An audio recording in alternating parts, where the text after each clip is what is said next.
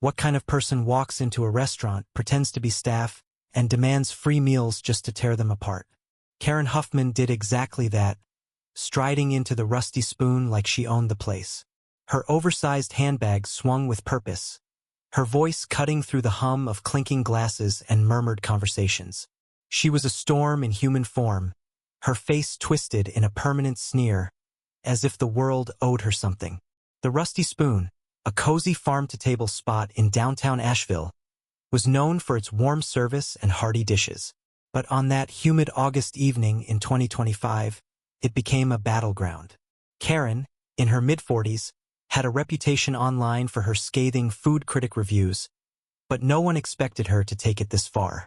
She slipped on a name tag she'd swiped from a server's apron left on a chair, her confidence unshakable. "I'm with management," she barked at a teenage busboy, who froze mid-step, unsure whether to believe her. The dining room, filled with the aroma of fresh rosemary and roasted garlic, held its breath as Karen began her charade. She approached a table of two, a young couple celebrating their anniversary. "Your meal's comped," she said, her tone dripping with false authority. "I'm here to evaluate the kitchen. Tell me what's wrong with it."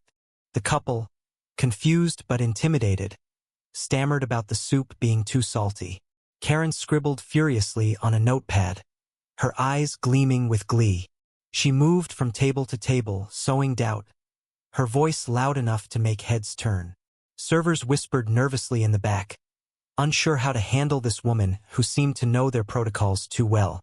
By the time the real manager, Emily, a sharp-eyed woman with a no-nonsense braid, caught wind of the chaos, Karen had already inspected half the dining room. Emily's heart raced as she watched Karen berate a server named Mia, a college student working her first summer job. Mia's hands trembled as she refilled water glasses, Karen's voice booming, "This chicken is an insult. Who cooked this garbage?" The room fell silent, forks hovering mid-air. Emily knew she had to act fast, but Karen's brazen act was a puzzle. How had she gotten this far without being stopped? Emily approached, her voice calm but firm. "Ma'am, can I see your credentials?" Karen's face tightened, but she doubled down, waving her stolen name tag. "I'm undercover evaluating your staff. You're failing, by the way." The lie was bold, almost convincing, but Emily's years in the industry had taught her to spot a fraud. She signaled to the kitchen, and the head chef, Marcus, emerged, wiping his hands on his apron. Marcus, a burly man with a soft spot for his team, had heard enough. "You're no critic," he said, crossing his arms. "You're just a loudmouth with a grudge." Karen's eyes narrowed, but she didn't back down. Instead, she pulled out her phone, filming the exchange. "This'll go viral," she sneered. "Your little restaurant's done." The threat hung heavy, but Emily had a plan brewing. She'd dealt with entitled customers before, but Karen was a new breed of con artist with an audience. The couple at the anniversary table exchanged glances, sensing the tension escalating. A twist was coming, one even Karen couldn't predict. Unbeknownst to Karen, Mia, the server she'd humiliated, had recognized her from a local foodie blog.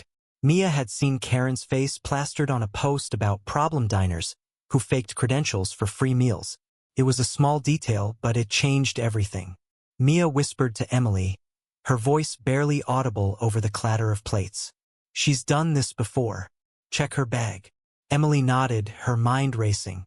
Karen's handbag, slung carelessly over a chair, was unzipped just enough to reveal a stack of name tags from other restaurants.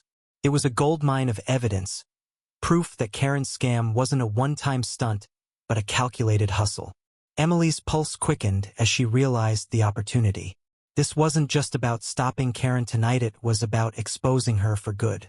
She excused herself, slipping into the back to call the police, keeping her voice low so Karen wouldn't suspect. Meanwhile, Marcus kept Karen distracted, challenging her critiques with questions about culinary terms she clearly didn't understand. "What's the difference between a roux and a bechamel?" he asked, his tone mocking. Karen stammered, her facade cracking, but she clung to her act, unaware that the net was tightening around her. The dining room buzzed with whispers as patrons began to piece together the drama. The anniversary couple, now emboldened, spoke up. "She told us our meal was free, but we didn't ask for that," the man said, his voice steady. Karen shot him a venomous look, but the tide was turning. Emily returned, her face composed but her eyes sharp. "Ma'am, step away from the tables," she said, her tone leaving no room for argument. Karen scoffed, but the arrival of 2 police officers at the front door silenced her.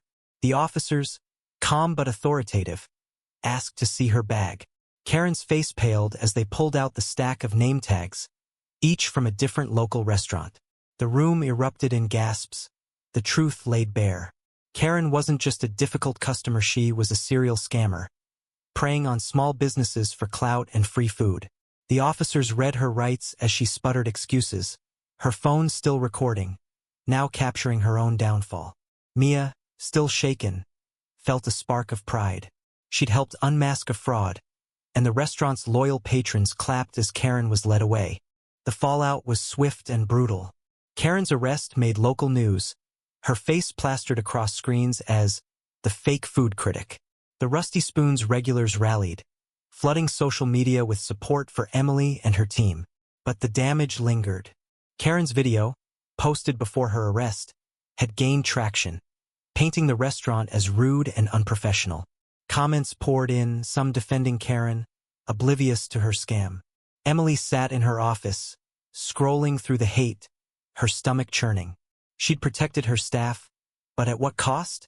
The restaurant's reputation, built over years of hard work, teetered on the edge. Marcus, ever the optimist, brought her a coffee. "We'll fight this," he said, his voice steady. "She's the liar, not us." Emily nodded, but doubt gnawed at her. Karen's influence, however fake, had reach. And then came the twist that turned the tide. A regular patron, a quiet man named Tom who always sat in the corner, revealed he'd recorded the entire incident on his phone. His footage showed Karen's lies, her bullying, and the stolen name tags, clear as day.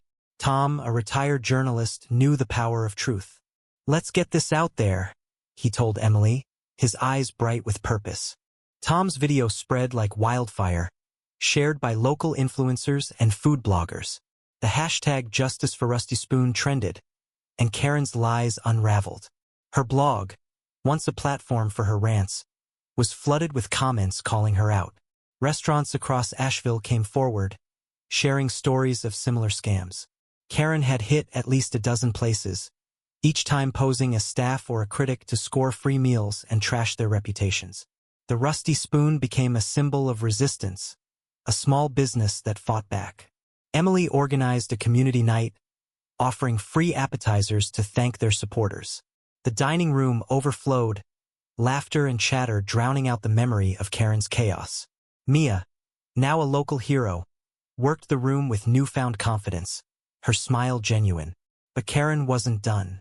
From her holding cell, she'd hired a lawyer, claiming defamation and wrongful arrest. The nerve of it stunned Emily, but she wasn't surprised. Karen thrived on conflict, and this was her last stand. The legal battle loomed, but Emily was ready. She gathered statements from patrons and staff, each one detailing Karen's deception.